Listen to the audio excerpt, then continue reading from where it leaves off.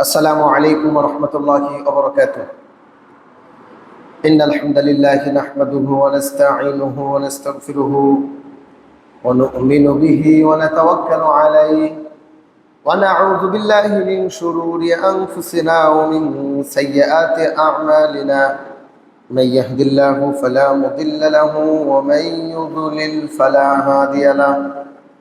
وأشهد أن لا إله إلا الله وحده لا شريك له وأشهد أن محمدا عبده ورسوله أرسله بالحق بشيرا ونذيرا وداعيا إلى الله بإذنه وسراجا منيرا.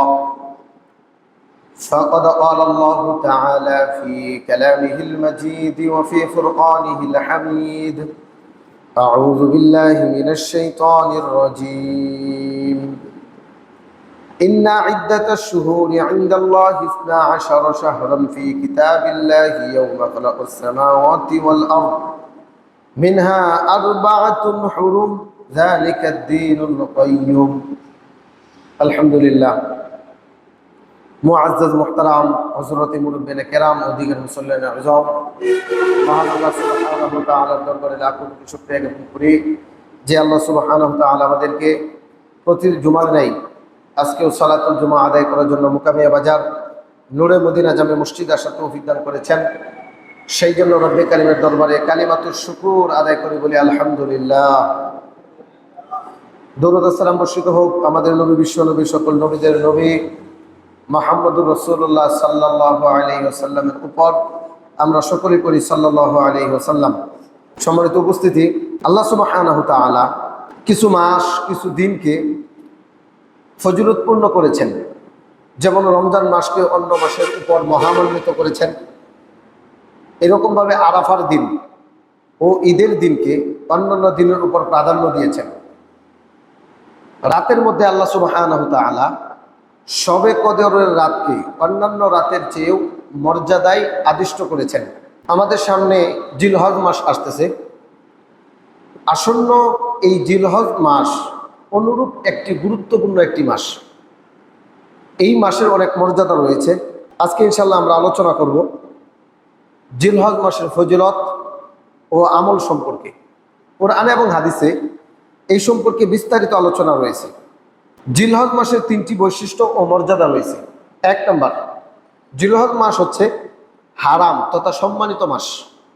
আল্লাহ সুবহানাহু ওয়া তাআলা সূরা তাওবা 9 নম্বর সূরা 36 নম্বর আয়াতে বলেন: ইন্না ইদ্দাতাশ শুহুরি ইনদাল্লাহি 12 শাহরান ফি কিতাবিল্লাহি। নিশ্চয় মাসসমূহ গণনার মধ্যে আল্লাহর কাছে 12 মাস, আর এটা আল্লাহর কিতাবে রয়েছে। কবে থেকে এটা রয়েছে? ইয়াউমা খালাকাস সামাওয়াতি ওয়াল আরদ, যেই দিন থেকে তিনি আসমান জমিন সৃষ্টি করেছেন সেই দিন থেকে আল্লাহর কিতাবে মাস হিসাবে 12 মাস রয়েছে। মিনহা আরবাআতুল হুরুম, 12 মাসের মধ্যে 4টি মাস হচ্ছে সম্মানিত মাস। যালিকা দীনুল কাইয়্যুম, আর এটাই হলো সুস্পষ্ট দিন। তাহলে 12 মাস এটা আল্লাহর কিতাবে রয়েছে, এর মধ্যে 4টি মাস হচ্ছে সম্মানিত। এই মাসগুলো কি কি? যেহেতু 4টি মাস সম্মানিত, এই সম্পর্কে সহিহ বুখারীর 3197 নম্বর হাদিসে রাসূল সাল্লাল্লাহু আলাইহি ওয়াসাল্লাম বলেন: আয-জামানু ক্বাদ ইসতাদারাকা হাইআতিহি ইয়াওমা খালাকাস সামাওয়াতি ওয়াল আরদ। আবু বকর রাদিয়াল্লাহু তাআলা আনহু থেকে বর্ণিত, রাসূল সাল্লাল্লাহু আলাইহি ওয়াসাল্লাম বলেছেন, যেই দিন থেকে আসমান এবং জমিন সৃষ্টি করেছেন সেই দিন থেকেই সময় যেভাবে চলছে আজও চলছে। তবে এই বিষয়টা আমাদেরকে জানতে হবে, আস-সানাতু 12 শাহরান, 1 বছর পরিপূর্ণ হয় 12 মাসে। মিনহা আরবাআতুল হুরুম, এই 12 মাসের মধ্যে 4টি মাস হচ্ছে সম্মানিত মাস। সালাসাতুল মুতাওয়ালিয়াতুন, 3টি মাস হচ্ছে একের পর এক পরপর মিলিত। সম্মানিত 4টি মাস হচ্ছে 1 জিলকদ, 2 জিলহজ, 3 মুহররম, 4 রজব। এই 4টি মাস হচ্ছে সম্মানিত মাস। সম্মানিত মাসের মধ্যে অন্যতম একটা মাস হচ্ছে জিলহজ মাস, যেই মাস আমাদের সামনে আসতেছে। 2 নম্বর, জিলহজ মাস হচ্ছে হজের মাস। আল্লাহ সুবহানাহু ওয়া তাআলা পবিত্র কুরআন সূরা বাকারা 2 নম্বর সূরার 197 নম্বর আয়াতে বলেন: আল হাজ্জু আশহুরুম মা'লুমাত, হজ হয় নির্দিষ্ট মাসসমূহতে। ফামান ফারাদা ফীহিন্নাল হাজ্জা, সুতরাং যেই ব্যক্তি এই মাসগুলোর মধ্যে নিজের উপরে হজ আরোপিত করলো, ফালা রাফাসা ওয়ালা ফুসুকা ওয়ালা জিদালা ফিল হজ, সে যেন কোনো অশ্লীল কাজ, পাপ কাজ, কোনো ঝগড়া বিবাদ না করে। এই আয়াতের ব্যাখ্যায় তাফসিরে তাবারিতে এসেছে, আব্দুল্লাহ ইবনে আব্বাস রাদিয়াল্লাহু তাআলা আনহুমা বর্ণনা করেন, হজের সুবোধিত মাসগুলো হচ্ছে 1 শাওয়াল মাস, 2 জিলকত মাস, 3 জিলহজ মাস। এই 3টি মাসই হচ্ছে হজ করার মাস। এই মাস ছাড়া অন্য কোনো মাসে যদি কোনো ব্যক্তি হজ করার জন্য এহরাম বাঁধে, তাহলে তার হজ আদায় হবে না। উমরা আপনি সারা বছর করতে পারবেন, তবে এই 3টি মাস ছাড়া আপনি হজের এহরাম বাঁধলে আপনার হজ আদায় হবে না। 3 নম্বর, জিলহজ মাস হচ্ছে কুরবানির মাস। এটা এক আশ্চর্য জিনিস, জিলহজ মাস ছাড়া 12 মাসের কোনো মাসের মধ্যেই কুরবানি করা যায় না, একমাত্র জিলহজ মাসেই কুরবানি করা যায়। এই মাসের 10 তারিখ থেকে 13 তারিখ পর্যন্ত মোট 4 দিন কুরবানি করা যায়। 10, 11, 12, 13 জিলহজ মাসের এই 4 দিন কুরবানি করা যায়। তাহলে জিলহজ মাসের এই 3টি বৈশিষ্ট্য। এই জিলহজ মাসের প্রথম দশক অর্থাৎ শুরু যে 10 দিন, এই 10 দিনের আবার আলাদা মর্যাদা আছে। 1 নম্বর, আল্লাহ সুবহানাহু ওয়া তাআলা এই জিলহজ মাসের প্রথম 10 দিনের কসম করেছেন। মনে রাখবেন, আল্লাহ তাআলা বিভিন্ন জিনিসের কসম খান। যেই জিনিসের কসম আল্লাহ খান, এই জিনিসটা গুরুত্বপূর্ণ হয় এবং এই জিনিসটা অনেক দামি হয়। আল্লাহ তাআলা এই জিলহজ মাসের প্রথম 10 দিনের কসম করেছেন। পবিত্র কোরআন সূরা ফজর 89 নম্বর সূরার 1, 2, 3 নম্বর আয়াতে আল্লাহ তাআলা বলেন, ওয়াল ফাজরি, কসম ফজরের। ফজর বলতে যা বুঝেন। ওয়ালায়ালিন আশর, শপথ 10 রাত্রির। ওয়াশাফিঈ ওয়াল ওয়াতরি, শপথ জুর এবং বেজুরের। রাসূলুল্লাহ সাল্লাল্লাহু আলাইহি ওয়াসাল্লাম বলেন, ইন্নাল আশরা আশরুল আযহা, দশম হলো ঈদুল আজহার দিন। ওয়াল ভিত্র ইয়াউমু আরাফাতা, আর বেজুর হলো আরাফার দিন। ওয়াশাফা ইয়াউমুন নাহার, আর জুর হলো কুরবানির দিন। মুসনাদে আহমদের 14102 নম্বর হাদিস। তাহলে রাসূল সাল্লাল্লাহু আলাইহি ওয়াসাল্লামের এই হাদিস এবং আল্লাহ সুবহানাহু ওয়া তাআলার কোরআনের এই কথা প্রমাণ করে আল্লাহ সুবহানাহু ওয়া তাআলা জিলহজ মাসের প্রথম 10 দিনের কসম করেছেন। 2 নম্বর, এই 10 দিন আল্লাহর কাছে অনেক শ্রেষ্ঠ। এই 10 দিন শ্রেষ্ঠতম দিন। সহিহ তারগিব ওয়াত তাহরিবের 1150 নং হাদিসে জাবের ইবনে আব্দুল্লাহ রাদিয়াল্লাহু তাআলা আনহু তিনি বর্ণনা করেন, আফদালু আইয়ামিদ দুনিয়া আইয়ামুল আশর, দুনিয়ার দিন সমূহের মধ্যে জিলহজ মাসের প্রথম 10 দিন হলো সর্বোত্তম। এমনকি রমজান মাসের দিনের চাইতেও জিলহজ মাসের প্রথম 10 দিন হলো উত্তম, যেই 10 দিন আমাদের সামনে আসতেছে। 3 নম্বর, জিলহজ মাসের এই 10 দিন আল্লাহর কাছে সবচাইতে প্রিয়। এ সম্পর্কে সহিহ বুখারীতে হাদিস এসেছে, 969 নম্বর হাদিস। রাসূল সাল্লাল্লাহু আলাইহি ওয়াসাল্লাম বলেন, মাল আমালু ফি আইয়ামিল আশরি আফদালা মিনাল আমালি ফি হাদিহি, আল্লাহর নিকট অন্যান্য দিনের নেক আমলের চেয়ে জিলহজ মাসের প্রথম 10 দিনের নেক আমল অনেক প্রিয়। সাহাবী কেরাম প্রশ্ন করলেন, আল্লাহ রাসূল, ওয়ালাল জিহাদু ফি সাবিলিল্লাহ, আল্লাহর রাস্তায় যুদ্ধ করার চাইতেও কি জিলহজ মাসের প্রথম 10 দিনের মর্যাদা বেশি? রাসূল বললেন, হ্যাঁ, জিলহজ মাসের ইবাদত আল্লাহর কাছে এতটাই প্রিয়, আল্লাহর রাস্তায় যুদ্ধ করার চাইতেও এই দিনের ইবাদত আল্লাহর কাছে প্রিয়। এরপর রাসূল সাল্লাল্লাহু আলাইহি ওয়াসাল্লাম বললেন, ইল্লা রাজুলুন খারাজা ইউকাতিরু বিনাফসিহি ওয়া মালিহি ফালাম ইয়ারজি বিশাইইন, তবে যেই ব্যক্তি তার জান মাল নিয়ে আল্লাহর রাস্তায় বের হয়ে গেছে আর ফিরে আসে নাই, অর্থাৎ শহীদ হয়ে গেছে, তার বিষয়টা ভিন্ন। যেই ব্যক্তি শহীদ হয়ে গেছে ওই ব্যক্তির মর্যাদা আলাদা, অর্থাৎ ওই ব্যক্তির মর্যাদায় কোনো ব্যক্তি পৌঁছতে পারবে না একমাত্র শহীদ ছাড়া। তবে জিলহজ মাসের 10 দিনের ইবাদত আল্লাহর কাছে এত প্রিয়, ওই মাসে যুদ্ধ করার চাইতেও আল্লাহর কাছে এই আমলগুলো অনেক অনেক অনেক দামি। এই জন্য এই 10 দিনের আমল করা। আরেকটা হাদিসের মধ্যে রাসূল সাল্লাল্লাহু আলাইহি ওয়াসাল্লাম বলেন, মা মিন আমালিন আযকা ইনদাল্লাহি আযজা ওয়া জাল্লা ওয়ালা আ'যুমা আজরান মিন খায়রিন, যেসব আমলের মধ্যে আল্লাহর সন্তুষ্টি এবং মর্যাদা লাভ করা যায়, রাসূল বলেছেন, ইয়ামালুহু ফি আশরিল আযহা, জিলহজ মাসের প্রথম 10 দিন হলো এর অন্যতম।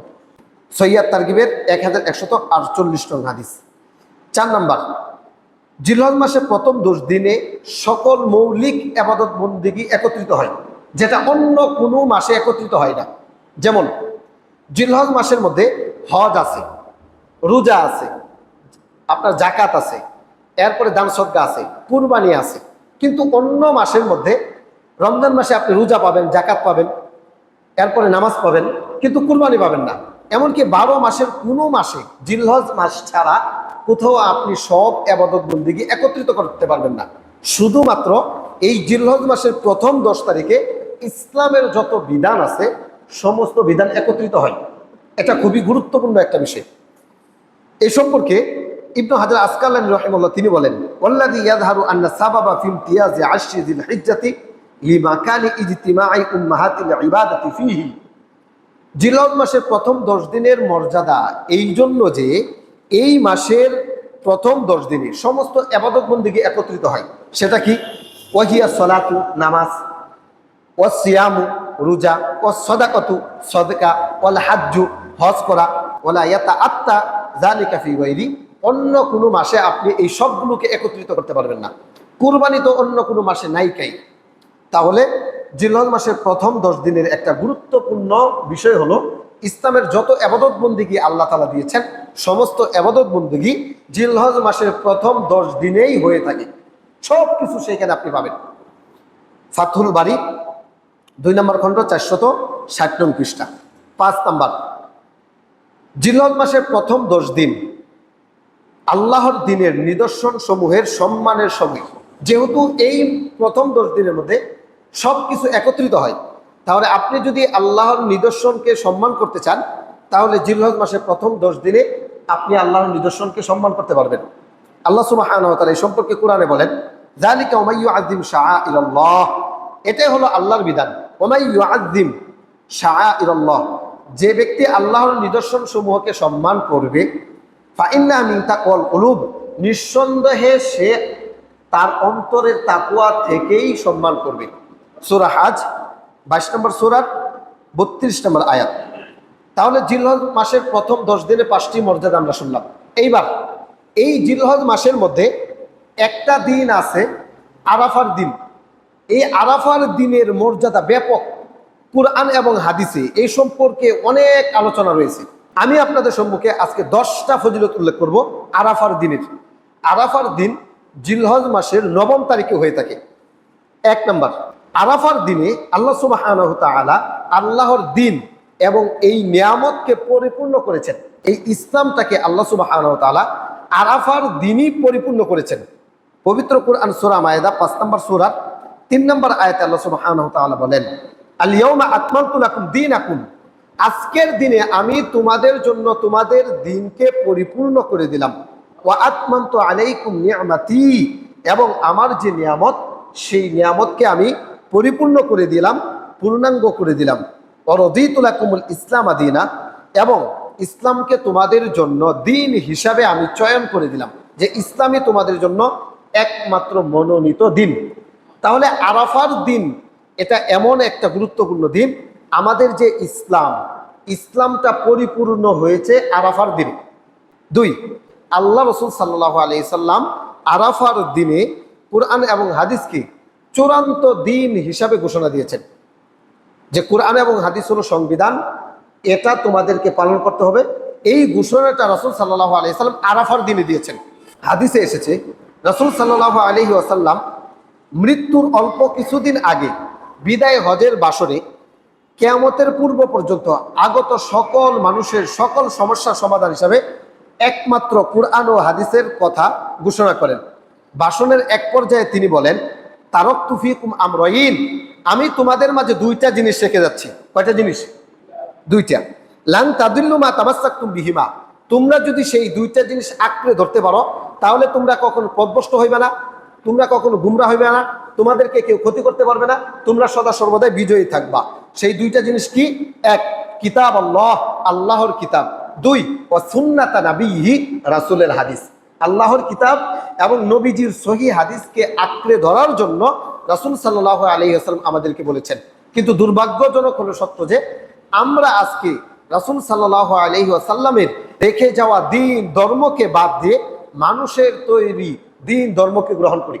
গণতন্ত্র, সমাজতন্ত্র, রাজতন্ত্র, বিভিন্ন তন্ত্রমন্ত্রকে এখন আমরা প্রতিষ্ঠা করার জন্য নিজের জান মাল ব্যয় করে দিচ্ছি। অথচ রাসূল সাল্লাল্লাহু আলাইহি ওয়াসাল্লাম বলেছেন, আমি তোমাদের মাঝে দুইটা জিনিসকে রেখে যাচ্ছি, একটা আল্লাহর কিতাব আর একটা হচ্ছে আমার সহিহ হাদিস। এইটাকে তোমরা আঁকড়ে ধরবা। এটাকে যদি আঁকড়ে ধরতে পারো, লান তাদিল্লু, তোমরা কখনো পথভ্রষ্ট হইবে না। শয়তান তোমাদেরকে গুমরাহ করতে পারবে না, মানুষ তোমাদেরকে পথভ্রষ্ট করতে পারবে না, যদি তোমরা এই দুইটা জিনিসকে আঁকড়ে ধরতে পারো। মুয়াত্তা মালিকের 1594 নম্বর হাদিস। 3 নম্বর, আরাফার দিন এটা এমন একটা গুরুত্বপূর্ণ দিন, আল্লাহ সুবহানাহু ওয়া তাআলা আরাফার দিনের কসম খেয়েছেন। জামিউত তিরমিজি 3339 নম্বর হাদিসে রাসূল সাল্লাল্লাহু আলাইহি ওয়াসাল্লাম বলেন, আবু হুরায়রা রাদিয়াল্লাহু তাআলা আনহু এই হাদিসের বর্ণনাকারী, তিনি বলছেন, আল ইয়াউমুল মাউউদ, সূরা বুরুজ 85 নম্বর সূরা 2 নম্বর আয়াত। সেখানে আল ইয়াউমুল মাউউদ বলতে ইয়াউমুল কিয়ামতি, কিয়ামতের দিনকে বুঝিয়েছেন। পবিত্র কোরআন সূরা হুজ 11 নম্বর সূরার 103 নম্বর আয়াতে আল্লাহ বলেছেন, আল ইয়াউমুল মাশহুদ, তথা আরাফাতের দিন। এই আরাফাতের দিনের কসম আল্লাহ সুবহানাহু ওয়া তাআলা খেয়েছেন, যেটা সূরা ফজরে আপনি পাবেন 89 নম্বর সূরার 1, 2, 3 নম্বর আয়াতে আল্লাহ সুবহানাহু ওয়া তাআলা বলেছেন, ওয়াল ফাজরি ওয়া লায়ালিন আশরি ওয়াশ শাফঈ ওয়াল ওয়াতরি। 4 নম্বর, আরাফার ময়দান এটা খুবই একটা গুরুত্বপূর্ণ ময়দান। এই ময়দানের সন্নিকটেই আল্লাহ সুবহানাহু ওয়া তাআলা মানব জাতিদের থেকে অঙ্গীকার নিয়েছেন। এই সম্পর্কে ইবনে আব্বাস রাদিয়াল্লাহু তাআলা আনহুমার বর্ণনা এসেছে, আল্লাহ তাআলা আরাফার ময়দানের সন্নিকটে নামান নামক স্থানে আদম সন্তানের যত সন্তান আছে সমস্ত সন্তানকে পিপিলিকার মতো আল্লাহ তাআলা তার সামনে পেশ করেন। পেশ করার পরে সকলের সামনে আল্লাহ সুবহানাহু ওয়া তাআলা বলেছেন, আলাস্তু বিরব্বিকুম, আমি কি তোমাদের রব নই? তখন আমরা সকলে বলেছিলাম, অলু বালা, হ্যাঁ আপনি আমাদের রব। শাহিদ না, আল্লাহ বললেন যে ঠিক আছে তাহলে আমি সাক্ষী থাকলাম। এই অঙ্গীকারটা আল্লাহ সুবহানাহু ওয়া তাআলা আরাফার ময়দানে নিয়েছিলেন। এটা আপনি পাবেন পবিত্র কোরআন সূরা আরাফ 7 নম্বর সূরার 172, 173 নম্বর আয়াতে। আর এই হাদিসটা আপনি পাবেন মুসনাদ আহমদের 2451 নং হাদিস। 5, আরাফার দিন আল্লাহ সুবহানাহু ওয়া তাআলা সবচাইতে বেশি জাহান্নামীদেরকে জাহান্নাম থেকে মুক্তি দান করেন। জিলহজ মাসের 9 তারিখ, এটা এমন একটা গুরুত্বপূর্ণ দিন, কোনো কারণে যদি মানুষ জাহান্নামে যায়, পাপের কারণে জাহান্নামে গেল, আল্লাহ সুবহানাহু ওয়া তাআলা 12 মাসের মধ্যে সবচাইতে বেশি আরাফার দিন জাহান্নামীদেরকে জাহান্নাম থেকে মুক্তি দিয়ে জান্নাতে প্রবেশ করান। এ সম্পর্কে ইবনে মাজার 3014 নং হাদিসে আম্মা জান আয়েশা রাদিয়াল্লাহু তাআলা আনহা থেকে হাদিস এসেছে, মা মিন ইয়াউমিন আকসার মিন আইয়ুতি আল্লাহু ফিহি আবদান মিনান নারি মিন ইয়াউমি আরাফাতা। আল্লাহ সুবহানাহু ওয়া তাআলা এমন কোন দিন নেই যেই দিনের মধ্যে মানুষদেরকে জাহান্নাম থেকে বেশি মুক্তি দেন আরাফার দিনের চাইতে। আরাফার দিনে আল্লাহ সুবহানাহু ওয়া তাআলা মানুষদেরকে জাহান্নাম থেকে মুক্তি দেন। এই জন্য সুবর্ণ সুযোগ হচ্ছে আরাফার দিন আমাদের আত্মীয় স্বজন যারা মারা গেছে তাদের জন্য দোয়া করা। এই দিনে আল্লাহ সুবহানাহু ওয়া তাআলা মানুষদেরকে জাহান্নাম থেকে মুক্তি দেন। 6 নম্বর, আরাফার দিন আল্লাহ সুবহানাহু ওয়া তাআলা ফেরেশতাদের সামনে বান্দাদেরকে নিয়ে গর্ব করেন। কারণ এই দিনের মধ্যে মানুষ আরাফার ময়দানে উপস্থিত হয়, যত হাজি সাহেব হজ করতে গেছে সকল হাজিগণ আরাফার দিনে উপস্থিত হয়। এই সম্পর্কে মুসনাদে আহমদের 8033 নং হাদিসে এসেছে, ইন্নাল্লাহা আযজা ওয়া জাল্লা ইউবাহি মালাইকাতু আশিয়াতান আরাফাতা বি আহলি আরাফাতা। আল্লাহ সুবহানাহু ওয়া তাআলা ফেরেশতাদের সামনে আরাফার দিন উপস্থিত জনতাকে লক্ষ্য করে গর্ব করেন যে দেখো ফেরেশতা, উনজুরু ইলা ইবাদি, আমার বান্দার দিকে লক্ষ্য করে দেখো, আতাউনি শুসান গুবরান, তারা আমার কাছে উপস্থিত হয়েছে চুলগুলো এলোমেলো করে, শরীরে মধ্যে ধুলা বালুগুলো লাগিয়ে। তারা কি চাই? আমি আল্লাহ তারা যা চায় আজকে আরাফার দিনে আমি তাদেরকে তাই দিয়ে দিব। অর্থাৎ আরাফার দিন মানুষ যখন দোয়া করবে আল্লাহ সুবহানাহু ওয়া তাআলা তার দোয়াকেও কবুল করবেন। 6 নম্বর হচ্ছে আল্লাহ সুবহানাহু ওয়া তাআলা বান্দাদেরকে নিয়ে ফেরেশতাদের সামনে গর্ব করেন যে এইগুলো আমার বান্দা। ওই ফেরেশতাদের সামনে গর্ব করেন যে এই ফেরেশতা বলেছিল মানুষ বানানোর দরকার নাই। সেই লক্ষ্যেই আল্লাহ সুবহানাহু ওয়া তাআলা ফেরেশতাদের সামনে গর্ব করে থাকেন। 7 নম্বর, আরাফার দিন মুসলমান হাজিদের ঈদের দিন। রাসূল সাল্লাল্লাহু আলাইহি ওয়াসাল্লামের হাদিস এসেছে সম্পর্কে, আবু দাউদের 2419 নম্বর হাদিস। রাসূল সাল্লাল্লাহু আলাইহি ওয়াসাল্লাম বলছেন, ইয়াউমু আরাফাতা ওয়া ইয়াউমুন নাহরি ওয়া আইয়ামুত তাশরিক ঈদুনা আহলাল ইসলাম।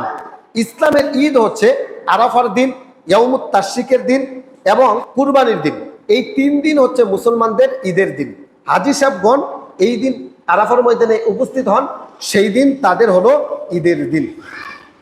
8 নাম্বার, আরাফার দোয়া সর্বোত্তম দোয়া। আমরা যত দোয়া করি এর মধ্যে সর্বোত্তম দোয়া হচ্ছে আরাফার দিনের দোয়া। জামি তিরমিজির 3585 নং হাদিসে রাসূল সাল্লাল্লাহু আলাইহি ওয়াসাল্লাম উল্লেখ করেছেন, খায়রুদ দুআউ ইয়াউমি আরাফাতা, সর্বোত্তম দোয়া হলো আরাফাতের দোয়া, অর্থাৎ জিলহজ মাসের 9 তারিখের দোয়া। ও খায়রু মা কুলতু আনা ওয়ান নাবিয়ুনা মিন ক্বাবলি, আর রাসূল বলেছেন সর্বোত্তম জিকির হলো ওই জিকির যেই জিকির আমি নিজে করেছি এবং আমার পূর্বে যত নবী রাসূল এসেছে সমস্ত নবী রাসূলই এই জিকিরটা করেছি। সেই জিকিরটা কি? লা ইলাহা ইল্লাল্লাহু ওয়াহদাহু লা শারীকা লাহু লাহুল মুলকু ওয়া লাহুল হামদু ওয়া হুয়া আলা কুল্লি শাইইন কাদির। আপনি যত জিকির জানেন এর চাইতে সর্বোত্তম জিকির হলো লা ইলাহা ইল্লাল্লাহু ওয়াহদাহু লা শারীকা লাহু লাহুল মুলকু ওয়া লাহুল হামদু ওয়া হুয়া আলা কুল্লি শাইইন কাদির। আরাফার দিনের দোয়া হচ্ছে সর্বোত্তম দোয়া। 9 নাম্বার, আরাফার দিনের রোজা।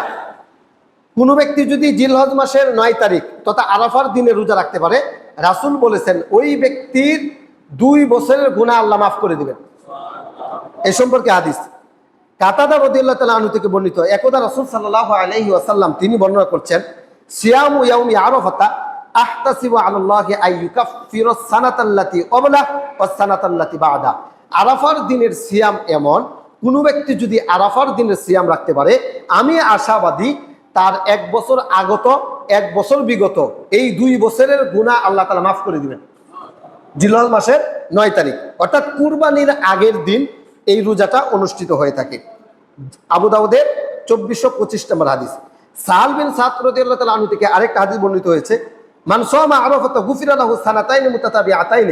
রাসূল বলেছেন যেই ব্যক্তি আরাফার দিন সিয়াম রাখে আল্লাহ সুবহানাহু ওয়া তাআলা পর পর 2 বৎসর তার পাপ রাশি মাফ করে দিবেন। তাহলে আরাফার দিনের সিয়াম অর্থাৎ জিলহজ মাসের 9 তারিখের সিয়াম এটা খুবই গুরুত্বপূর্ণ। নিজে রাখবেন, পরিবারদেরকে বলবেন, আপনার সন্তান আপনার স্ত্রী বাড়িতে যারা আছে তাদেরকে বলবেন যেন জিলহজ মাসের 9 তারিখ তথা যেই দিন হাজি সাহেবগণ আরাফার ময়দানে উপস্থিত হয় সেই দিন যেন এই রোজাটা রাখে। 10 নম্বর, হজের মূল কাজ হলো আরাফায় অবস্থান করা।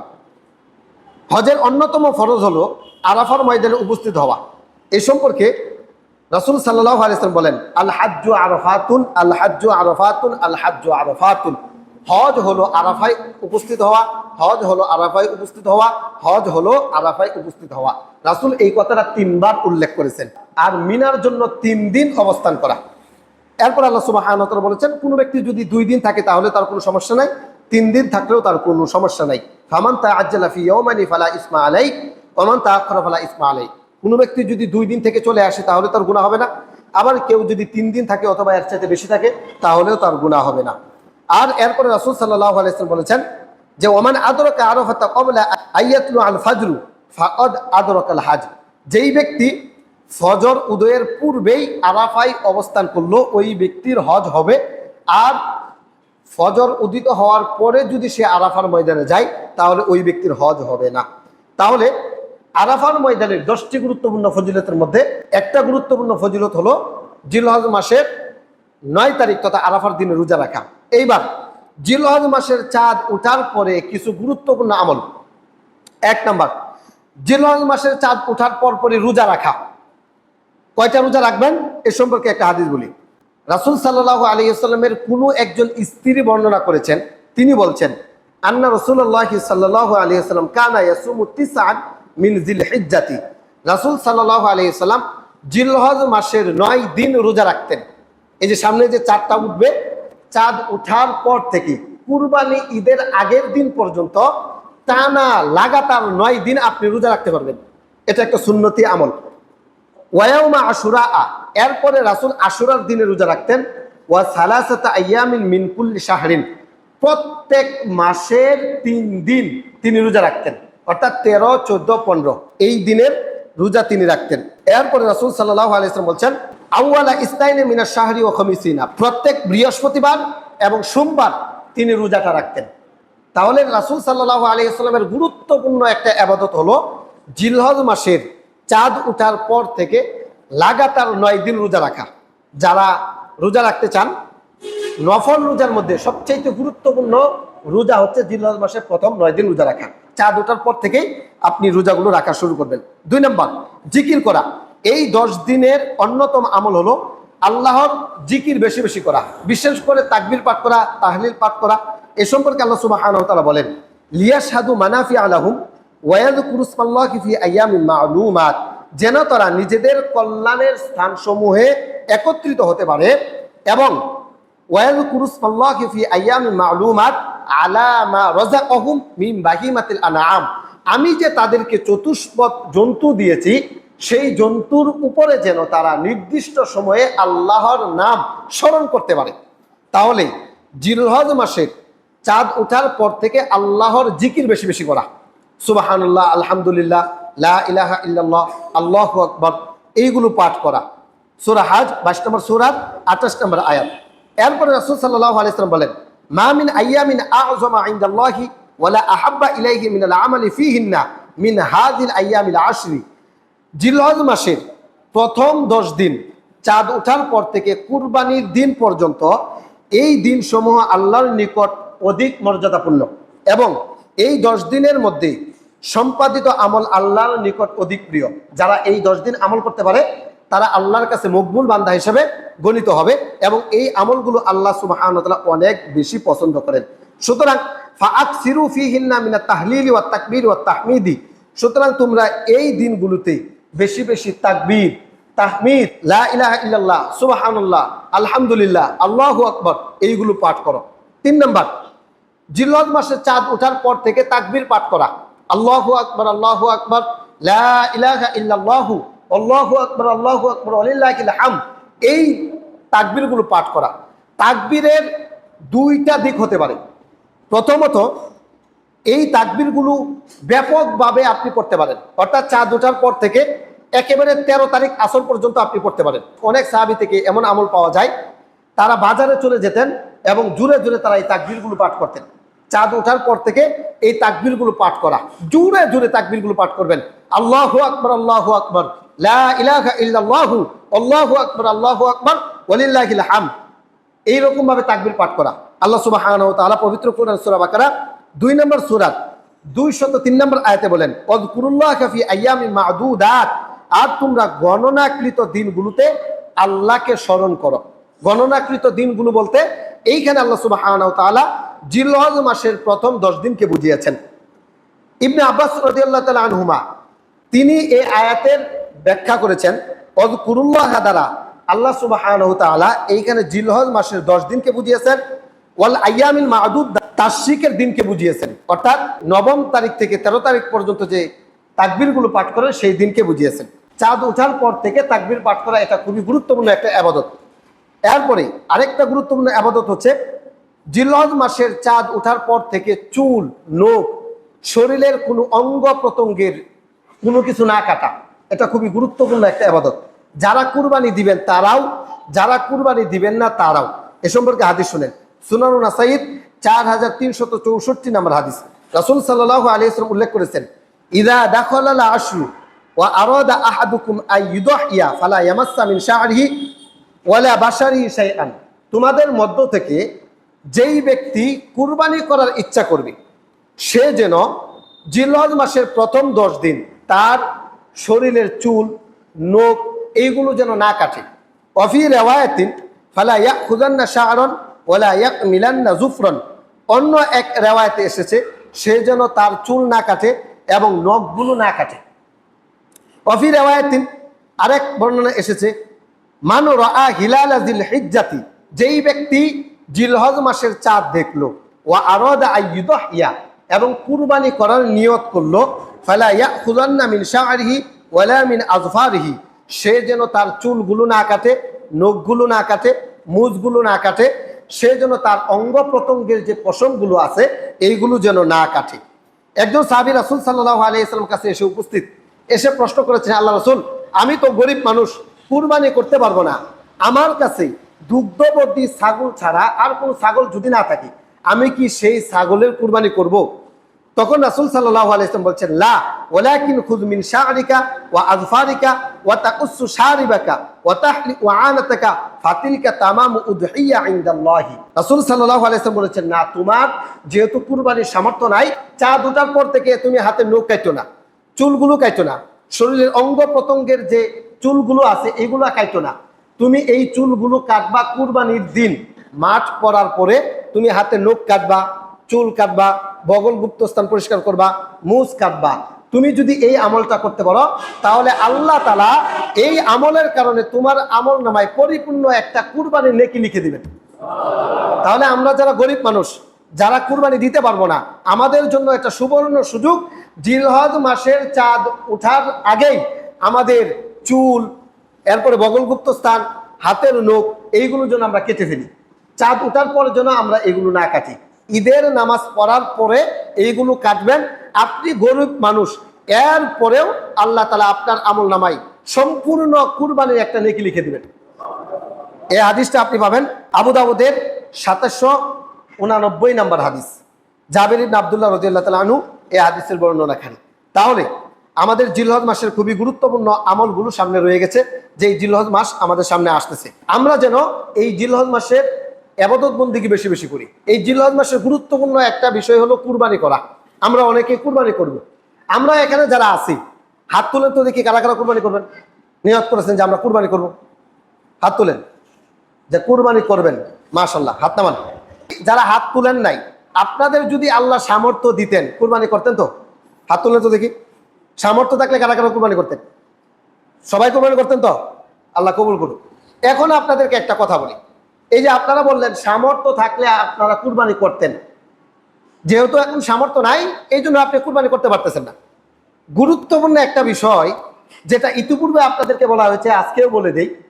রাসূল সাল্লাল্লাহু আলাইহি ওয়াসাল্লাম উল্লেখ করেছেন, জুমার দিন কোনো ব্যক্তি যদি আগে ভাগে মসজিদে আসতে পারে, যেই ব্যক্তি সর্বপ্রথম জুমার নামাজ আদায় করার জন্য মসজিদে আসবে, আল্লাহ তাআলা ওই ব্যক্তির আমল নামায় পরিপূর্ণ একটা উট কুরবানির নেকি লিখে দিবেন।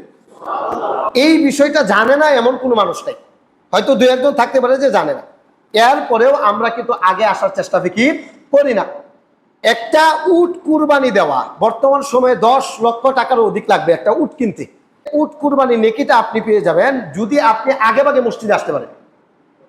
এইটা এমন একটা সুবর্ণ সুযোগ, এই সুবর্ণ সুযোগ থাকার পরেও আমরা যেহেতু এই সুযোগটাকে কাজে লাগাতে পারতেছি না, সামর্থ্য আসার পরে আপনি কুরবানি করবেন কিনা এটা আল্লাহ ভালো জানেন। এই জন্য পরিপূর্ণ কুরবানির নেকি যদি আপনি পেতে চান, তাহলে প্রত্যেক জুমাতেই আপনি যদি আগে আসতে পারেন, তাহলে আপনার আমল নামায় এই কুরবানির নেকিটা হবে। এরপরে যে আসবে তার আমল নামায় একটা গরু কুরবানি নেকি হবে, এরপরে যে আসবে তার আমল নামায় একটা ছাগল কুরবানি নেকি হবে। এইভাবে তার আমল নামায় আল্লাহ তাআলা নেকি দিতেই থাকবেন। দুঃখজনক হলো সত্য যে আমরা জুমাতে আসি সবার শেষে। চিন্তা করেন যে কখন বয়ান শেষ হবে, বয়ানের পরে যাব, এরপরে নামাজ পড়বো, সুন্নতের দরকার নাই, শুধু ফরজটা পড়বো, দোয়া নিব, এরপরে চলে যাবো, বাস এতটুকু আমাদের চিন্তা চেতনা। না, এমনটা করা উচিত না। আমরা যারা কুরবানি দিব, এই কুরবানিটা যে কবুল হবে এমন কোনো গ্যারেন্টি আমরা দিতে পারবো? এমন কোনো গ্যারেন্টি আমরা দিতে পারবো না। কিন্তু কোনো ব্যক্তি যদি জুমাতে আগে আসে, পরিপূর্ণ কবুল কুরবানির নেকিটাই তার আমল নামে আল্লাহ তাআলা দিবেন। কিন্তু আমরা কিন্তু এইগুলো সব জানি, জানার পরে আমল করি না। আল্লাহ তাআলা আমল করা তৌফিক দান করে, সকলে বলুন আমিন। কুরবানির জন্য শর্ত হলো বিশুদ্ধতম নিয়ত করা। নিয়ত যদি আপনার ঠিক না থাকে তাহলে আপনার কুরবানি আদায় হবে না। কেন? আল্লাহ সুবহানাহু ওয়া তাআলার কাছে কুরবানির গোশত পৌঁছে না, রক্ত পৌঁছে না, আল্লাহ তাআলা এগুলো নেন না। আল্লাহর কাছে পৌঁছে আপনার অন্তরে কি আছে তা। লা ইয়ানালুল্লাহা লুহুমুহা ওয়ালা দিমাউহা ওয়ালাকিন ইয়ানালুহুত তাকওয়া মিনকুম। আল্লাহ বলেছেন, আমার কাছে কুরবানির গোশতও পৌঁছে না, রক্তও পৌঁছে না, একমাত্র পৌঁছে তোমাদের অন্তরের তাকওয়া, অর্থাৎ তোমরা যেই নিয়ত করেছো সেই নিয়তটা আমার কাছে পৌঁছে। সুতরাং আমরা যারা কুরবানি নিয়ত করেছি, কার সন্তুষ্টির জন্য কুরবানি দিতে হবে? জুড়ে বলেন, আল্লাহর সন্তুষ্টির জন্য কুরবানি দিতে হবে। এখন আমাদের সমাজের মধ্যে একটা ভাইরাস আছে, সেই ভাইরাসটা হলো প্রত্যেক বছর কুরবানি দেই, এই বছর কুরবানি না দিলে কেমন দেখা যায়। যদিও সে ঋণগ্রস্ত, টাকা পয়সা নাই, যার টাকা পয়সা নাই তার উপরে তো কুরবানি ওয়াজিব না। ঋণ করে হাওলাত করে আপনাকে কুরবানি দিতে হবে না। এখন আমাদের সমাজের অবস্থাটা এমন হয়ে গেছে, বাহ্যিকভাবে ধনী, বোঝা যায় যে অনেক টাকা পয়সার মালিক, কিন্তু এমনও হতে পারে তার কাছে টাকা পয়সা নাই, ভিতরে চিন্তা কুরবানি না দিলে মানুষ কি বলবে, আমি সমাজের মধ্যে একটা নামি দামি মানুষ, কুরবানি না দিলে মানুষের সমাজে আমি মুখ দেখাতে পারবো না। আর কিছু মানুষের চিন্তা চেতনা এমন আছে যে পরিবারদেরকে তো একটু গুস্ত খাওয়াতে হবে, কুরবানি না দিলে কি চলে, কুরবানিটা তো দিতেই হয়। এই যে এরকম যে নিয়তগুলো, একটাও কুরবানি কবুল হবে না। নিয়ত করতে হবে একনিষ্ঠভাবে আল্লাহর জন্য। আল্লাহ সুবহানাহু ওয়া তাআলা পবিত্র কোরআনে উল্লেখ করেছেন, কুল ইন্না সলাতি ওয়া নুসুকি ওয়া মাহইয়ায়া ওয়া মামাতি লিল্লাহি রাব্বিল আলামিন। হে নবী, আপনি বলেন নিশ্চয় আমার সালাত, ওয়া নুসুকি আমার কুরবানি, ওয়া মাহইয়ায়া আমার জীবন, ওয়া মামাতি আমার মরণ, লিল্লাহি রাব্বিল আলামিন সব কিছু হতে হবে কার জন্য? আল্লাহর জন্য। কুরবানি আল্লাহর জন্য হতে হবে, মানুষকে দেখানোর জন্য, মানুষকে খুশি করার জন্য, পরিবারকে গুস্ত খাওয়ানোর জন্য, নিজের বরত্ব হাসিল করার জন্য। যদি কোনো ব্যক্তি কুরবানি দেন তাহলে ওই ব্যক্তির কুরবানি তো আদায় হবেই না, বরঞ্চ যার জন্য আপনি কুরবানিটা করলেন তাকে আল্লাহর সাথে শরীক করার কারণে আপনার গুনাহে কাবিরা হবে, আপনি মুশরিকে পরিণত হবেন। এজন্য সাবধান, কুরবানি করতে হবে একমাত্র আল্লাহর জন্য। রাসূল সাল্লাল্লাহু আলাইহি ওয়াসাল্লাম উল্লেখ করেছেন, ইন্নামাল আমালু বিন্নিয়াত, মানুষ যা নিয়ত করে সেই নিয়ত অনুযায়ী তার আমলের প্রতিদান দেওয়া হয়। ওয়া ইন্নামা লিকুল্লি ইমরিইম মা নাওয়া, আপনি অন্তরে যা কিছু গোপন করেছেন সেই অনুযায়ী আপনি প্রতিফল পাবেন। আপনার অন্তরের বিষয়ে আমি জানি না, আপনার পরিবারের কেউ জানে না, সমাজের মানুষ জানে না, একজন জানে, তিনি কে? আল্লাহ জানেন আপনার অন্তরে কি আছে। এই জন্য ভাইয়ের আমার, কুরবানি করতে হবে একনিষ্ঠভাবে আল্লাহর জন্য। শুধু কুরবানি না, যত ইবাদত বন্দিগি আছে আমরা আল্লাহকে সন্তুষ্ট করার জন্য করব। আল্লাহকে সন্তুষ্ট করার জন্য যদি আমরা করতে পারি তাহলে আপনাকে বড় ধরনের গরু দিতে হবে বিষয়টি এমন না। আপনার সামর্থ্য অনুযায়ী একটা ছাগল আপনি দেন, একটা খাসি আপনি দেন, এতেই আল্লাহ তাআলা সন্তুষ্ট। আখলিস দীনাকা ইয়াকফিকাল আমালুল কলিল, একনিষ্ঠভাবে যদি আপনি সামান্যতম আমল করেন নাজাতের জন্য এটাই আপনার যথেষ্ট। কিন্তু যদি আপনার ইখলাস না থাকে তাহলে বড় থেকে বড় কুরবানি যদি আপনি দেন তাহলে এই কুরবানি আপনার কোনো কাজে আসবে না। আমাদের সমাজের মানুষ কুরবানির পশু কেনার পরে গরুর সাথে একটা সেলফি তুলে, সেলফি তুলে ফেসবুকে একটা পোস্ট দেয় যে এটা আমার গরু, এই বছরের পশু, এটা আমার, কুরবানি করব। সে নিজেও এক গরু, ছবি তুলছে আর গরুর সাথে। এই যে অবস্থাটা আমাদের সমাজে, এমন ভাইরাস আছে না নাই? এমনটা করা যাবে না। কুরবানি করব আমরা আল্লাহ সন্তুষ্টির জন্য, মানুষকে দেখানোর জন্য এই কাজটা কেন করব? আমরা যেন মানুষকে দেখানোর জন্য এই কাজটা না করি। আল্লাহ তাআলা তৌফিক দান করুন, সকল বলেন আমিন। আমরা যেহেতু এখন কুরবানি পশু কিনি নাই, আমি আপনাদেরকে সাজেস্ট করব কুরবানি একা একা দিবেন, এটা আমার একটা সাজেস্ট। রাসূল সাল্লাল্লাহু আলাইহি ওয়াসাল্লাম জীবদ্দশায় তিনি কুরবানি যে দিয়েছেন একা একা কুরবানি দিয়েছেন। আমার একটা সাজেস্ট থাকবে, আপনি একা একা কুরবানি দেন। যদি আপনার সামর্থ্য থাকে রাজস্থান থেকে আপনি উট নিয়ে আসেন, যদি এর কম সামর্থ্য থাকে আপনি একটা গাভী জবাই করেন, একটা ষাঁড় জবাই করেন, যদি এর চাইতে কম সামর্থ্য থাকে আপনি একটা ছাগল, বেড়া, বকরি এগুলো জবাই করেন।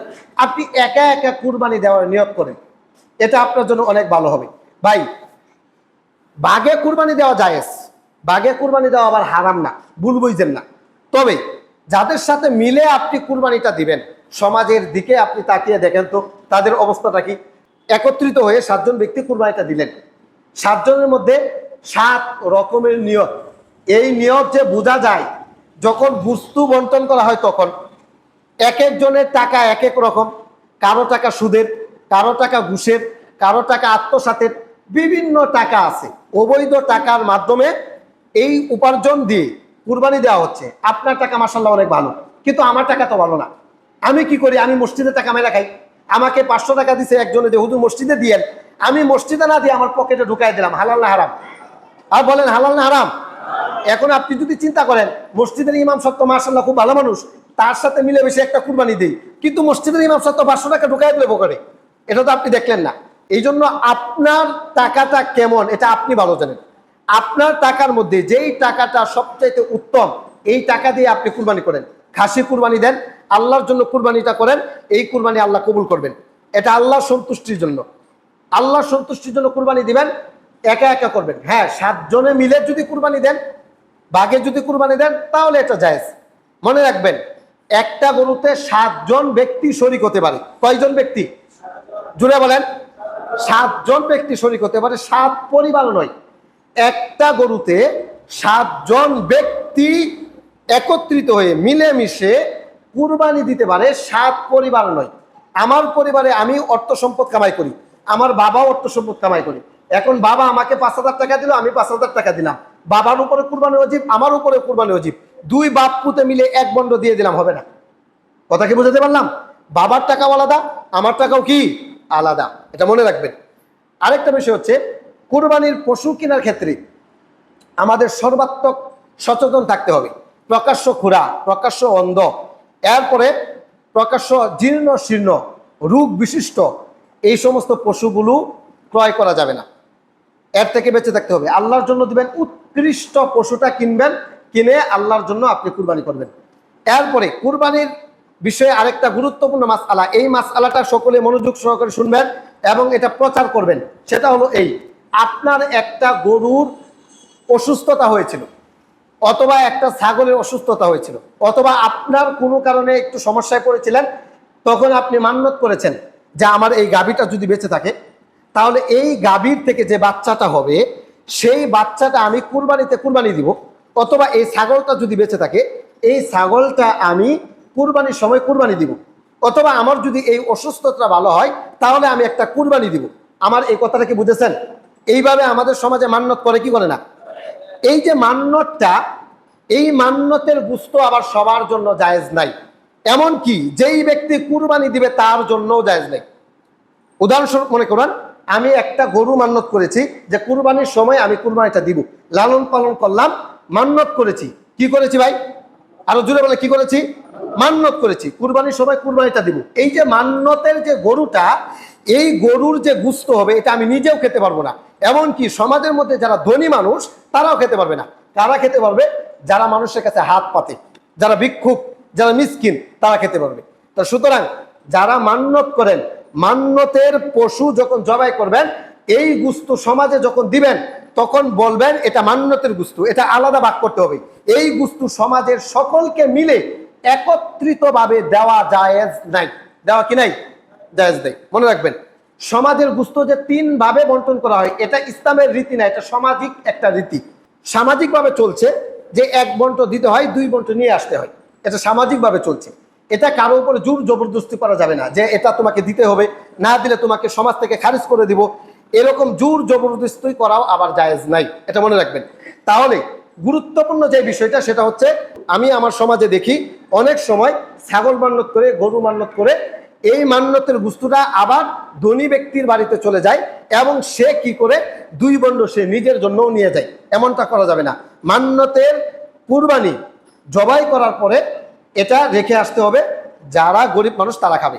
এরপরে কুরবানির সময় আকিকা দেন কিন্তু কুরবানি দেন না। আমাদের সমাজে কিছু মানুষ আছে বলে এইবার আর কুরবানি দেবো না, আকিকা দিব। আছে না নাই এমন রুগী?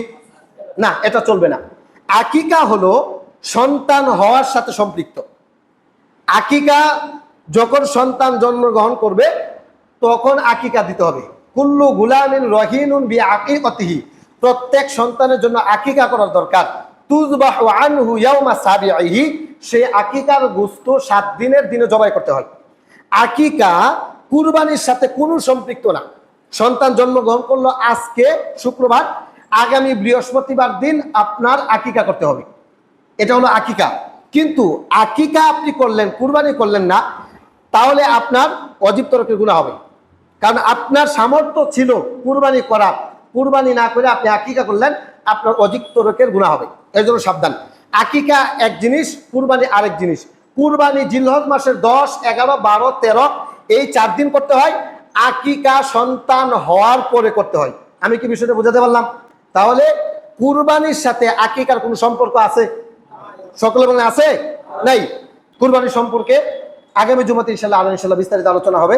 আপনাদের যদি আরো কারো কোনো কিছু জানার থাকে তাহলে তো আমি আছি ইনশাল্লাহ। এরপরে আরো আলেম উলামা আছেন, তাদের কাছে জিজ্ঞাসা করে জেনে শুনে বুঝে কুরবানি করবেন। যেহেতু কুরবানি একটা ইবাদত, কুরবানি একটা এমন একটা ইবাদত যেটার মধ্যে লাভ আছে, এই জন্য আমরা সবাই কুরবানি করতে চাই। কুরবানি কবুল হোক বা না হোক, গুস্ত তো আছেই। কি বলেন আপনারা? কুরবানি কবুল না হলে কোনো সমস্যা নাই, গুস্ত তো ফ্রি পাওয়া যায়। এই জন্য দেখবেন সমাজের অধিকাংশ মানুষ কুরবানি দিতে চাই। কুরবানি এটা ওয়াজিব। কার উপরে? ধনী ব্যক্তিদের উপরে। যারা ঋণগ্রস্ত, যাদের সামর্থ্য নাই, তাদের উপরে কুরবানি ওয়াজিব না। টাকা ধার করে কুরবানি দিতে হবে না। টাকা ধার করে আপনাকে কুরবানি দেওয়ার জন্য ইসলাম বলে নাই। এরপরে যারা ঋণগ্রস্ত, আগে ঋণ দিবেন, এরপরে কুরবানি। কুরবানির পশু ক্রয় করার আগে আপনি ঋণদাতাকে খুঁজেন। মনে রাখবেন, ঋণ রেখে যদি আপনি মারা যান তাহলে আপনার আমল লটকানো হবে, লটকিয়ে থাকবে। এই জন্য ঋণটাকে পরিশোধ করেন।